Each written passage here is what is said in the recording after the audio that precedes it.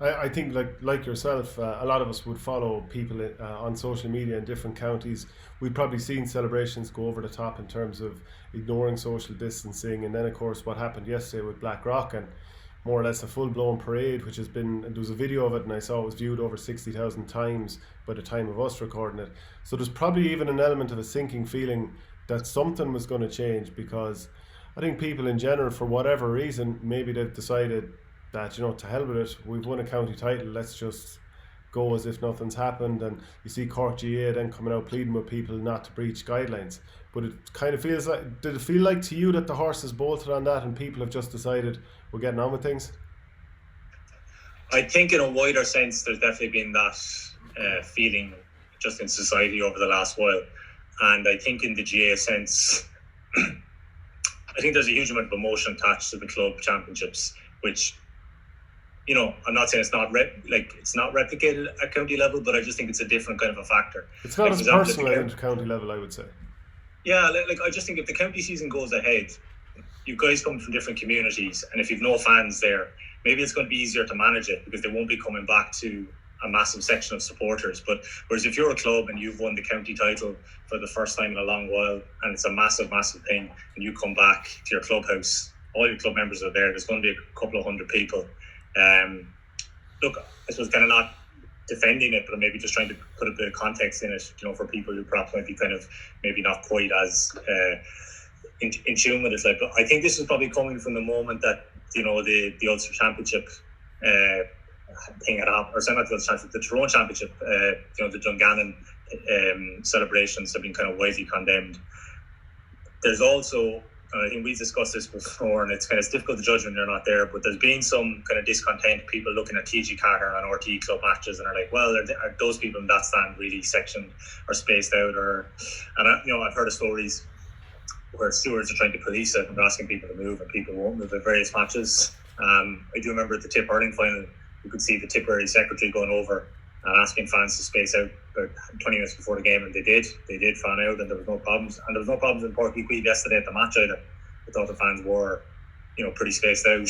There was repeated calls over the public address. There was plenty of signs around the ground, plenty of hand sanitizers as you're going in. I think it was kind of managed well, and they had all the kind of necessary things in place. But ultimately, it's personal responsibility this comes down to in all walks of life, isn't it? And the GAA is no different to that. And I don't know how you can, at a wider level, police these celebrations. You can ask people to be kind of restrained in it. You can ask people, not to have large gatherings. But ultimately, I just wonder if you're a team that's been trying to win it for so long, I think maybe you're just going to celebrate it and you're just going to enjoy it. That's just my own view. I think maybe people aren't just going to think of the repercussions. They're just going to think of the moment and to try and savour something that maybe they've long cherished, or was long sought after, and that they finally achieved. Yeah, there can definitely be an element of, you move away from the stadium where everyone is supposed to be on their best behaviour. You'd imagine they would. And I mean, in some cases, like we have looked at finals where, you and I were watching TV over the weekend, and it was definitely fans bunched very heavily together, same with some of the streams. But then when they go home back to their own parishes, the cat's away, the mice will play. And you do have to question the personal responsibility taken, well, by people and of course collectively by clubs. But once a bit of a mob mentality kicks in and people start celebrating and a few drinks go on board, I suppose this is somewhat inevitable to some degree. But should, let's say, the Cork football final, obviously with the Blackrock thing, that's happened within Cork. So I was going to say, should something that happens in one county affect another? Should something that happens in Galway affect the county championship in Longford, for example? And in your estimation, is it this is just what other teams are going to do, so it's prevention rather than cure? Unfortunate for the likes of you, Longford and Offaly, you just have to suffer the consequences of whatever anyone else has done because we think you'll do the same. I think that's the thing. I think they just think people will do the same, and I think it's just unfortunate that these are the counties that still having their championships rounded off. And I don't know. I mean, we don't know what kind of communication is taking place behind the scenes, but was there an element they had to be seen to be doing something ahead of the inter-county season? There is an element as well of what is the other high-profile events that are still kind of ongoing. I know there isn't as many fans at the games, but it feels like so many things are being cancelled around the country, so many different public events, indoors and outdoors, across kind of a wide range of activities. the GA club season has managed to get up and going. It has, I think, captured the imagination because there's so much at stake, and because there's a lot of kind of emotion show in the same way that the League of Ireland hasn't really managed to. I don't think Luke Dundalk's been probably the biggest, I feel, that has kind of penetrated the wider sporting community, and that was obviously the win in Europe, or their progress in Europe. I don't think the rugby has maybe made the same kind of impression because the fans aren't able to be there. So I suppose people are being denied a lot in their lives, and people are maybe having to sacrifice a lot, and then they're seeing these sort of scenes, and maybe it's just natural, it's human nature that they're going to kind of lash out and kind of be unhappy, and maybe the GA just had to kind of react this morning. Kind of emotions are kind of running high, and maybe it's going to be a short-lived thing. I mean, I suppose when they made that announcement this morning, I think we all thought that they was going to be heading towards level 5, maybe level 4. I think this afternoon the reports that the whole country's going to level 3 is maybe a little bit surprising, compared to the way people have interpreted it last night and this morning. But the reason why I wouldn't hammer the GA too much, because I just don't know at national level what more they can do, or even at the county board level. I mean, the Cork County Board can plead with fans and they can plead with clubs, and I don't want this to seem as Blackrock bashing, because one of the things I would be wary of is judging just solely based on a video and like a clip of a video. Like maybe it was a very well organised event for a lot of the time, but the problem is when you see something like Charleville yesterday, they cancelled any plans of a homecoming and a parade, and they just did a Facebook Live event after winning their senior A hurling final, and Blackrock had theirs. And look, yourself, it's just the optics of it, and there's various kind of anecdotal evidence and kind of rumours around the country that it's not just a Cork issue, that this has been a problem across the board, and it probably just feeds into what you're saying. I think just outside the GA and in a wider sense, I just don't think people are as compliant, and maybe are buying into the whole thing as much as they did maybe at the start of March start of April and the end of March. Yeah, it's definitely not a Cork thing. I mean, I've seen videos all across the board, every sort of a county. I think most counties are guilty, or parishes that have been successful, and maybe even teams that have lost finals. And you know what? Just across the board anyway, you just wonder, are house parties going on now? The message has been lost. I mean, obviously the Oireachtas golf issue, that didn't help people in terms of feeling like we're all in this together. But my question is, going forward, are we going to move from rolling lockdown to rolling lockdown if the idea is to get on and live with this thing? And even see Leo Varadkar quoted in an interview he did over the weekend as the Taoiseach now, where he's talking about we need to stop focusing on the amount of cases here. There's too much media hysteria, as if the government weren't pumping this out all along, the amount of cases that they had. We need to almost be focusing on death rates and morbidity rather than just cases. And of course they are quite low. Now, I'm not prejudging one way or the other, but my point is, if the cases are up and down and they're going to fluctuate for months, a couple of years, who knows? Like, what do we do with GA? What do we do with sport? What do we do with people's livelihoods? I mean, there are people whose lives are going to be very difficult to come back. Like, their livelihoods aren't going to come back for an awful lot of people. So do we just roll from lockdown to lockdown? What's going to happen with sport? I don't know, and I think anyone that does have kind of or says that they have a kind of awareness of the solution, I don't think they're being entirely truthful,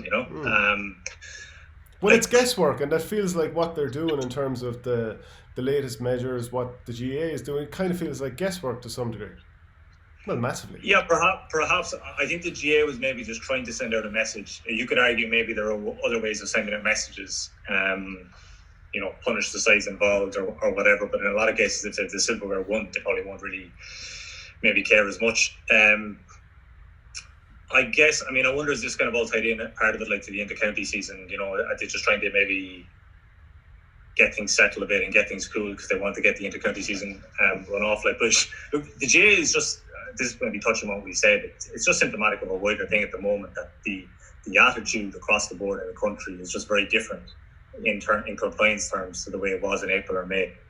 And I think the backlash is kind of reflective of that as well, the level of frustration that is built up. And I just go back to like you take over the weekend, there wasn't really much sport on TV outside of the GA. Okay, people were watching the Premier League matches last night, but there's no fans at them. And I think the fact that people are seeing scenes where there are fans at matches, and they're probably thinking, why can't I have that in my chosen sport or in my chosen pastime or whatever, and that's kind of maybe building up a bit of kind of opposition between various groups, and maybe a bit of resentment towards the thing. But look, the fact is that there have been sections of the GAA that haven't complied with the rules, but there are sections of various parts of society that aren't complying with them. But yeah, I think you're right in terms of, I don't know, can we keep going from kind of rolling lockdown to lockdown and the strategy for it. Look, I think overall, I mean, I know we've had this situation now, but it's kind of gone remarkably well, I think, the way so far. I mean, I didn't think we'd get this far with, 24, 25 county senior championships and a whole host of other underage grades kind of completed and be in this position in mid-October. And I'm not so sure that anyone think it when the first kind of tentative steps were taken back in June with training and July with championship. And there have been kind of great scenes and all that. But in a wider sense, it just feels the whole thing is a bit more volatile and a bit more uncertain right now. And the GAA is just an example of a community that's kind of caught up in that. But I guess kind of one of the things to kind of clue on, it's quite difficult to figure out how they're going to plan for this now. Like, how do you kind of plan going forward? And if you, in a purely fixture sense, if you put everything in the inter-county sense, then you're better off right now telling the Cork finalists, the Donegal finalists, it's off till January, lads. Because kind of leading them along, and we might throw it in if your county gets knocked out of the championship.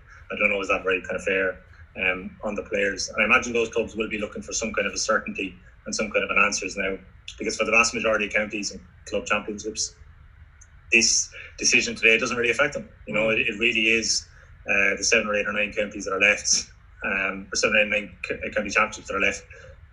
Ladies football and Camogie, I think, are going ahead with their provincial plans. They had finals kind of fixed for this week, so it feels like it's a kind of a smaller group that are directly impacted with what was a pretty big decision that was announced this morning. And the GAA could do a U-turn tomorrow. There's no reason they couldn't, because level 3 doesn't stop you from playing games. I mean, obviously, Dublin was on a higher level than the rest of the country in the last couple of weeks, and we played county finals up here, no problem at all. Do you see? The only thing about that, though, well, just reading the statement, I would be surprised if they did that because of the reason they gave. It didn't seem that it was to do with the levels. It didn't seem that it was the fear of NPHET recommendation. It seemed it was directly because of the two issues, and the social distancing in stadiums and the celebratory scenes that were taking place afterwards. Now, they probably only really have, and again, repeating ourselves, they probably only have control of one of those. But was it exacerbated by the talk of the level 5? Because it seems to, we know those things were happening in the weeks beforehand, but as soon as level 5 is mentioned, it feels like, right, is this to get ahead of the situation with possibly moving to level 5, which obviously hasn't happened? Yeah. No, in fairness, there's probably an element of that to it as well, but I think it was more reactionary than kind of trying to get ahead of things. And I think the fact that the 2 televised senior games yesterday were both linked to the twin issues that they've raised in terms of the social distancing and celebrations. I get the impression the way that the backlash that was received after the Tyrone final with kind of government figures in the north, and that Ulster GAA put out a statement. I wonder, in hindsight, was it inevitable that the next big flashpoint, the next big thing that came, there was going to be something like this possibly was going to come down the tracks? And it's just unfortunate I have a bit of sympathy for the teams and players and management that are kind of most directly affected, the ones that were due to have big games coming up next weekend. Well, great stuff as ever, Fintan. Appreciate you joining me. No problem, Shane.